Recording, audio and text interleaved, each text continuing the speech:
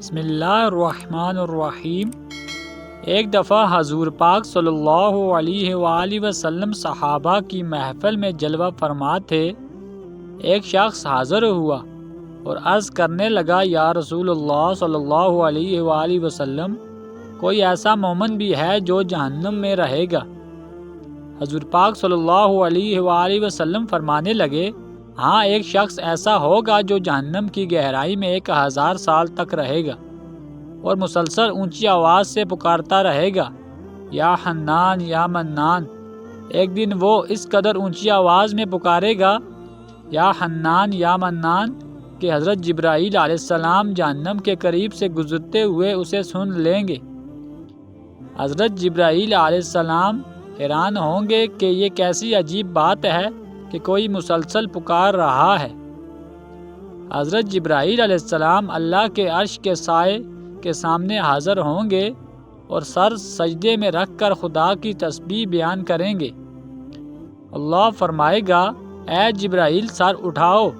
جیسے ہی حضرت جبرائیل علیہ السلام سر اٹھائیں گے، اللہ فرمائے گا، بتاؤ جبرائیل، کیا عجیب دیکھا آج تم نے؟ حضرت جبرائیل علیہ السلام عرض کریں گے، اے ہمارے رب، میں نے جہنم سے آتی ہوئی ایک آواز سنی جو کہ گہرے گڑھے سے لگ رہی تھی۔ کوئی پکار رہا تھا، یا حنان یا منان۔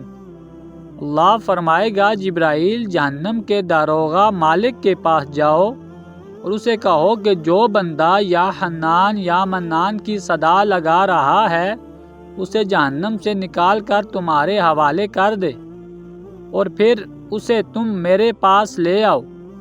حضرت جبرائیل علیہ السلام جہنم کے دروازے پر تشریف لے گئے۔ دروازے پر دستک دی، حضرت مالک علیہ السلام باہر آئے۔ حضرت جبرائیل علیہ السلام نے انہیں اللہ کا پیغام سنایا۔ حکم سن کر حضرت مالک علیہ السلام جہنم کے اندر جائیں گے۔ ہمارے پیارے آقا حضرت محمد صلی اللہ علیہ وآلہ وسلم نے فرمایا، جیسے ماں اپنے بچوں کو پہچانتی ہے، بالکل اسی طرح حضرت مالک علیہ السلام ایسے ہی جہنم کو پہچانتے ہیں۔ اس کے باوجود آپ یا حنان یا منان کہنے والے شخص کو تلاش نہیں کر پائیں گے۔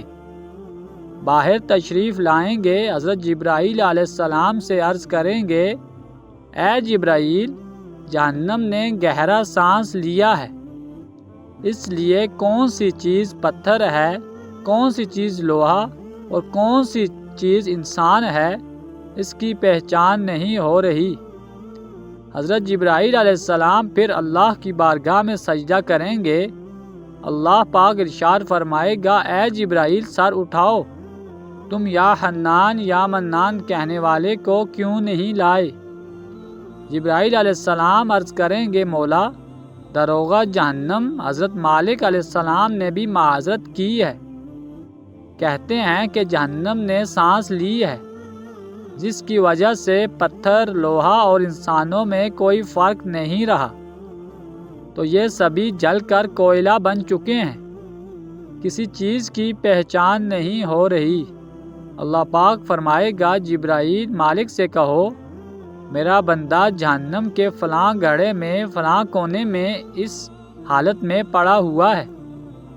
حضرت جبرائیل علیہ السلام جہنم کے دروازے پر جائیں گے اور حضرت مالک علیہ السلام کو یا حنان یا منان پکارنے والے کا پتہ بتائیں گے۔ حضرت مالک علیہ السلام جہنم کے اندر جائیں گے اور دیکھیں گے کہ ایک شخص ہے، اس کے پاؤں اس کی پیشانی کے ساتھ اور ہاتھ گردن کے ساتھ بندھے ہوئے ہیں، اور جہنم کے سانپ، بچھو اس کے ساتھ لپٹے ہوئے ہیں۔ حضرت مالک علیہ السلام اس کی زنجیریں توڑ دیں گے اور جہنم سے نکال کر حضرت جبرائیل علیہ السلام کے حوالے کر دیں گے۔ حضرت جبرائیل علیہ السلام اسے عرش الہی کے سامنے لے کر حاضر ہوں گے، سر سجدے میں رکھیں گے۔ اللہ پاک فرمائے گا، اے جبرائیل، سر اٹھاؤ۔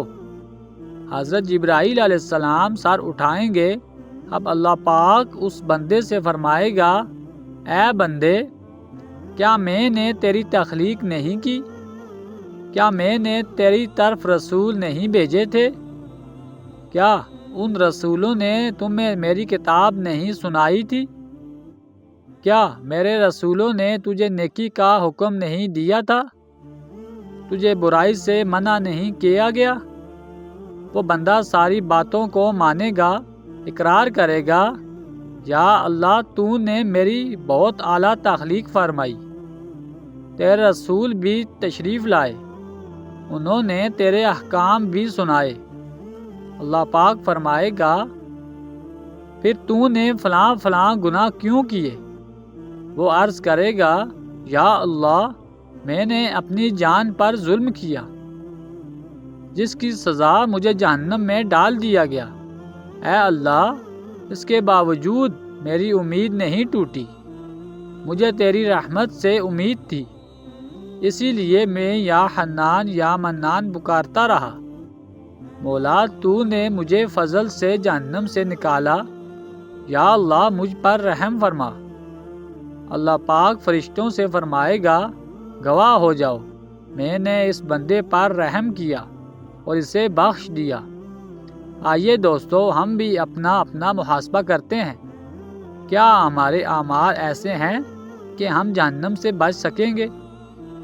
ہزاروں سال کی عبادتیں بھی قیامت کو رد ہو جائیں گی۔ اللہ تعالی ہم سب کے حال پر رحم فرمائے، آمین۔ ناظرین اگر آپ کو ہماری ویڈیو اچھی لگی ہو تو اسے لائک کریں، اور مزید ایسی اسلامی ویڈیوز کے لیے ہمارے چینل کو لازمی سبسکرائب کریں۔